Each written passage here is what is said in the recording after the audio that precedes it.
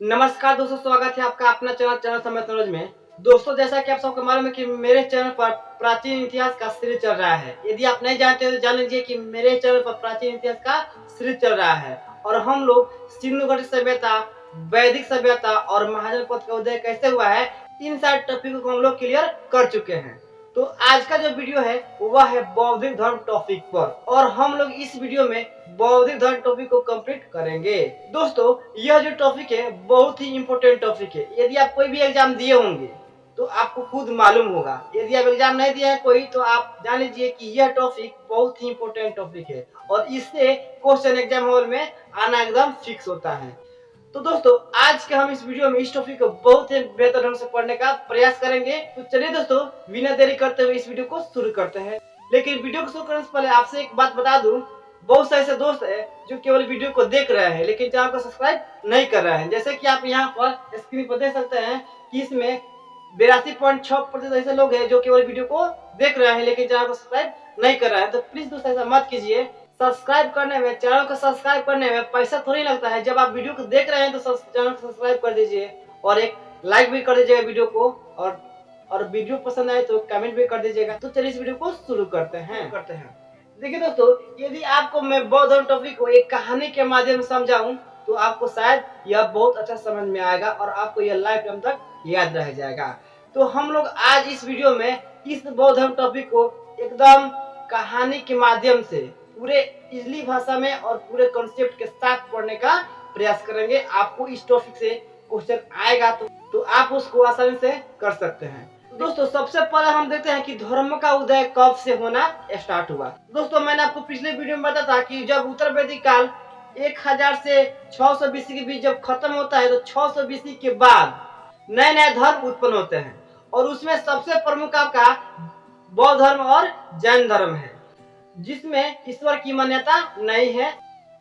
तो देखिए दोस्तों, यहाँ पर हम लिखे हैं 26वीं शताब्दी बीसी में नए धर्मों का उदय हुआ। नास्तिक, नास्तिक का अर्थ होता है वैसा धर्म जिसमें ईश्वर की मान्यता नहीं होती है। उसके बाद दूसरा है आस्तिक, तो वैसा धर्म जिसमें ईश्वर की मान्यता होती है। तो दो प्रकार के धर्म का उदय हुआ 26वीं शताब्दी में। एक ऐसा धर्म जिसमें ईश्वर की मान्यता होती है और एक ऐसा धर्म जिसमें ईश्वर की मान्यता नहीं होती है। तो यह जो हम पढ़ेंगे आज बौद्ध धर्म, इसमें ईश्वर की मान्यता नहीं है बल्कि इसमें पुनर्जन्म की मान्यता है। देखिए, तो हम सबसे पहले देखते हैं कि गौतम बुद्ध का परिचय, अर्थात गौतम बुद्ध का जन्म कब हुआ, उनके माता क्या नाम था, उनके पिता का नाम क्या था, उनका विवाह कब हुआ और उनको कब ज्ञान की प्राप्ति हुई, इन सारे क्वेश्चनों को हम इसमें देखने का प्रयास करेंगे एक कहानी के माध्यम से। तो देखिए तो बौद्ध धर्म के अनुसार माना जाता है कि गौतम बुद्ध का जो जन्म हुआ था वह 663 बीसी में हुआ था। लुम्बिनी नामक स्थान पर हुआ था जो कि एक जंगल है और यह आपका उस समय कपिलवस्तु के राज्य में आता था और अभी वर्तमान में यह नेपाल में स्थित है। और गौतम बुद्ध का निधन, मृत्यु यह 483 बीसी में हुआ था कुशीनगर में। तो दोस्तों, जब गौतम बुद्ध के पिता सुदोधन जो कि कपिलवस्तु के राजा थे और उनकी माता महामाया देवी जो कि कोल्य वंश से संबंध रखती थी, तो उनकी माँ जब अपने मायके जा रही थी तो रास्ते में लुम्बिनी नामक जगह पर उनके पीड़ा उत्पन्न हुआ और इस परिस्थिति में गौतम बुद्ध का जन्म हुआ। तो ठीक जन्म के 7 दिन के बाद उनकी माता का मृत्यु हो जाता है, अर्थात उनकी माता महामाया का मृत्यु हो जाता है। तो उनके पिता सुदोधन ने गौतम बुद्ध के पिता सुदोधन ने अपनी साली अर्थात प्रजापति गौतमी जो कि गौतम बुद्ध की मौसी थी उनसे ये शादी कर लिया।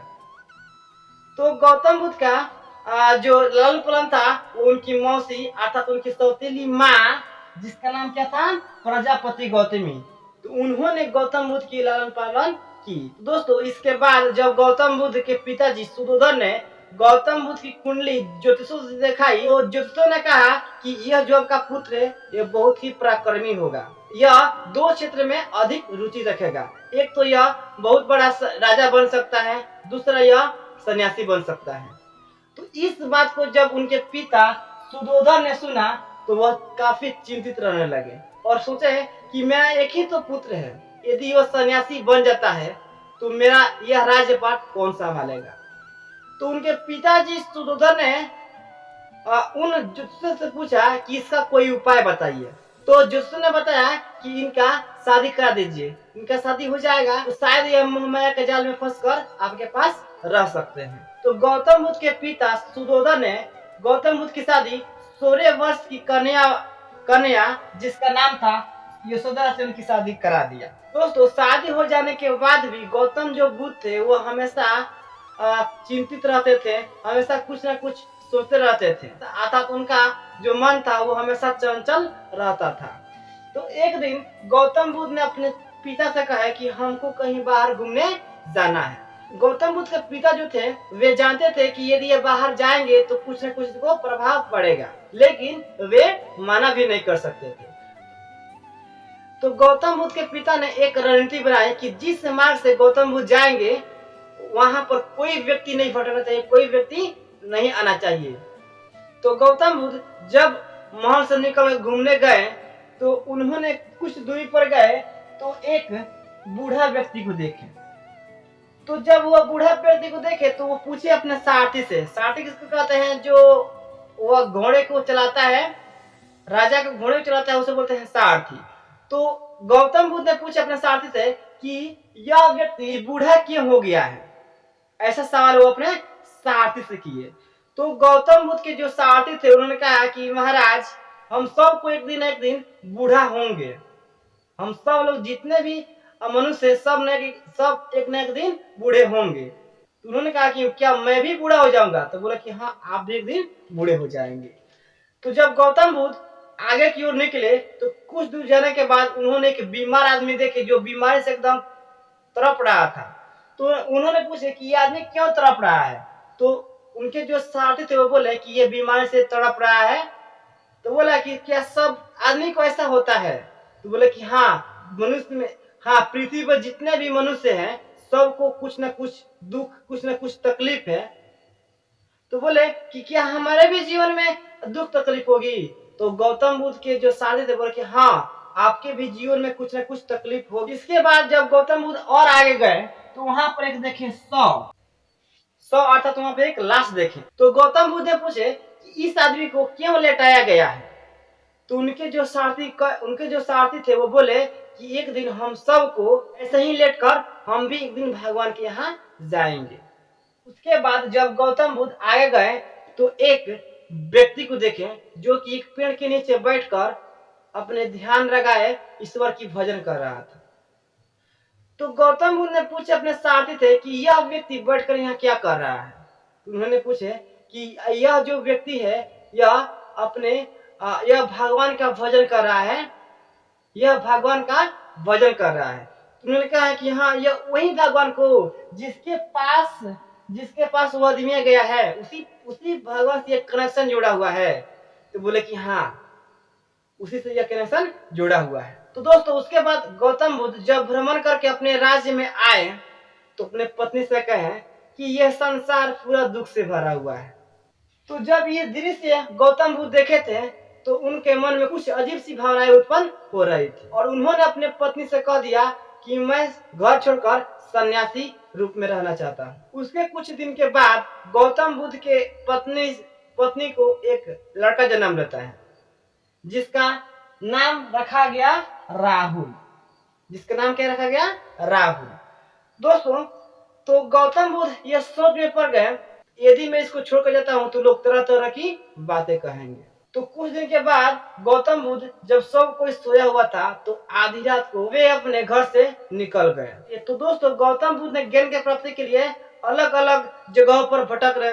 तभी उनका मुलाकात एक गुरु जिसका नाम था अल कलाम, उनसे उनका मुलाकात हुई और उन्होंने सर्वप्रथम गौतम बुद्ध को शिक्षा देना प्रारंभ किया। इस प्रकार गौतम बुद्ध का जो प्रथम गुरु थे उनका नाम रखा गया अल कलाम और उनका जो दूसरा गुरु बने उनका नाम रखा गया रुद्रक रामपुत्र। तो दोस्तों जब गौतम बुद्ध के ज्ञान की प्राप्ति नहीं हुई थी तो उनका नाम वर्धमान था, अर्थात उनका बचपन का नाम वर्धमान था। लेकिन जब गौतम बुद्ध को ज्ञान की प्राप्ति हो गई तो उनका नाम पड़ गया। गौतम बुद्ध ने सर्वप्रथम अपना उपदेश सारनाथ में दिया जो कि आपका ऋषिपतन में स्थित है। और गौतम बुद्ध का जो प्रिय शिष्य थे उनका नाम था आनंद। दोस्तों, जब बौद्ध धर्म का प्रचार प्रसार होने लगा तो कुछ महिलाएं भी चाहती थी बौद्ध धर्म में शामिल हो जाए, लेकिन गौतम बुद्ध का मानना था कि यदि महिलाएं इस धर्म में शामिल होती है तो यह बौद्ध धर्म लगभग कुछ दिनों के बाद यह समाप्त हो जाएगा। तो इसलिए गौतम बुद्ध बौद्ध धर्म में महिलाओं को शामिल नहीं होने देते थे। लेकिन उनके प्रिय मित्र जिनका नाम था आनंद, उन्होंने गौतम बुद्ध से बहुत रिक्वेस्ट की है, और रिक्वेस्ट की है तो उनके सलाह से अर्थात आनंद के सलाह से महिलाओं को बौद्ध धर्म में प्रवेश मिला, अर्थात महिलाएं भी उसमें शामिल होने लगी। और सबसे पहले प्रथम महिला प्रजापति गौतमी, जो कि गौतम बुद्ध की सौतेली माँ थी, उन्होंने बौद्ध धर्म को सबसे पहले अपनाया। उसके बाद बहुत सारी महिलाएं भी बौद्ध धर्म को अपनाने लगी। दोस्तों, गौतम बुद्ध सर्वाधिक उपदेश श्रावस्ती में दिए। श्रावस्ती की राजधानी आपका कौशल है, मैंने पिछले वीडियो में इसको बताया था। अब यहाँ पर देखिए, बौद्ध धर्म में शामिल होने के लिए न्यूनतम आयु 15 वर्ष होना चाहिए, अर्थात बौद्ध धर्म में जो शामिल होता है उनका न्यूनतम आयु कितना चाहिए, 15 वर्ष होना चाहिए। तो यहाँ से क्वेश्चन आपको एग्जाम में आता है। उसके बाद देखिए दोस्तों, आपसे क्वेश्चन ये भी पूछता है कि बौद्ध धर्म का त्रिरत्न कौन कौन थे। तो बौद्ध धर्म का त्रिरत्न बुद्ध, धम्म एवं संघ थे। आई होप दोस्तों वीडियो अच्छा लगा होगा। वीडियो अच्छा लगा तो वीडियो को लाइक कर दीजिए। यदि आप अभी तक हमारे चैनल को सब्सक्राइब नहीं किया, चैनल को सब्सक्राइब करके बेल आइकन को भी प्रेस कर दे ताकि आप लोगों को ऐसे ही वीडियो मिलता रहे। तो मिलते हैं अगले वीडियो में, तब तक आप सबको नमस्कार, अपना ध्यान रखिएगा। जय हिंद, जय भारत।